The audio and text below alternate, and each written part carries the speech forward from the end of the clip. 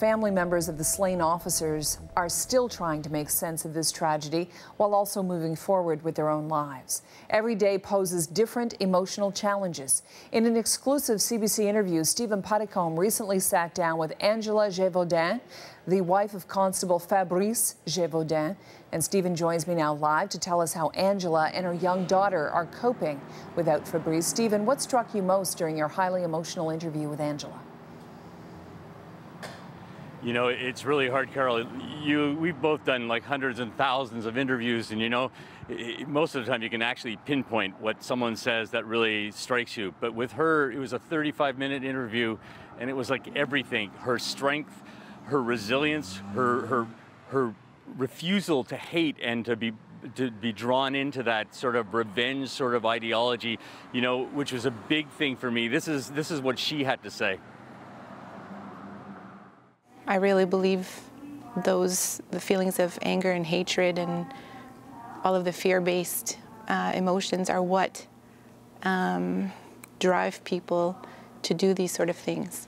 Maybe not at that level, but I think the root is the same for all of these sorts of acts. So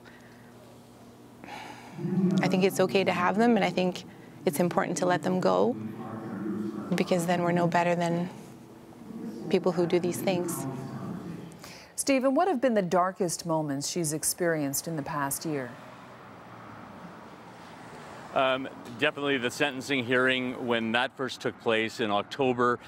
She actually sat in the courtroom and faced her demon, which was Justin Bork. She did so, as she says, she hoped with dignity because she had to be there. And I think the hardest point for her in her discussions with us was she was married just the year before, and her husband Fabrice was from France, and the family couldn't come over for the wedding. They had planned to go over, I think, that summer or sometime later that summer. So she had to make the trip with her daughter Emma, who's 12 years old, to France to talk to her mother-in-law for the very first time. And she said that went really well. The family was wonderful and understanding, and Emma had a good time, and they were flying back to Toronto, and on the way back she got tingling in her arms, and she got sweaty and cold and clammy, and she thought she was going to have a stroke or a heart attack. She was about to board in Toronto to get back to Moncton. She slumped down in the chair, she said, and she said, "I can't go on. You've got to call the paramedics." And they came in, and it was right then, Carol, that her whole world collapsed, and this is how she explains it. When they asked me what the purpose of my trip was, I just lost it. I couldn't say it.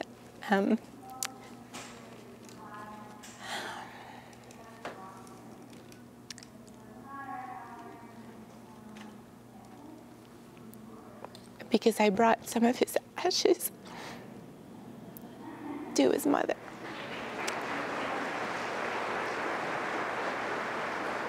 Who I had never met in person. I'd spoken to her, and it was just so hard. But again, I hadn't really taken the time to process what I was doing and what it all meant. So that was my body's way of saying, you have to take a time out now because I'm forcing you to, right? And I kind of think that's how this all works. So, Stephen, what gave her the strength to move forward? I think she's a very spiritual woman, not necessarily religious, but very spiritual. That gave her strength, her friends. She has a good therapist. But I think most of all was the memory of Fabrice and her daughter. Having my daughter Emma ask me questions throughout this whole process has been helpful and has taught me a lot of things too, because when she asks me something, I want to be able to make sense of it in a way that it can make sense for her. I don't have Fabrice, but I still know that he would want me to be proud of what he did. So I'm still processing things that have happened. But life is now. So to try to make the best of every day. You know, Carol, I'll tell you something. It was interesting because we did the interview last week. It was at a PTSD conference in Halifax.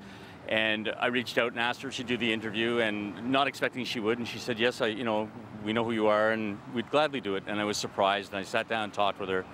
And it was very emotional talking to her, obviously. And I told her we'd probably be going through the tape next week, just before the anniversary, and deciding on what we're going to do.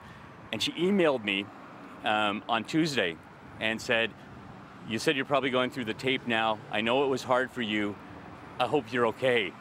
This is coming from a woman who lost her husband, and she was asking me if I was okay. And I think that really sums it up for me, about Angela Gévaudan. Carol? Well, Stephen, it was a lovely, lovely interview, and I know many of our interviews, as you know, we're pursuing facts and figures and the harder things in life, but we can also learn so much from emotional interviews like that as well. Yeah, no, absolutely.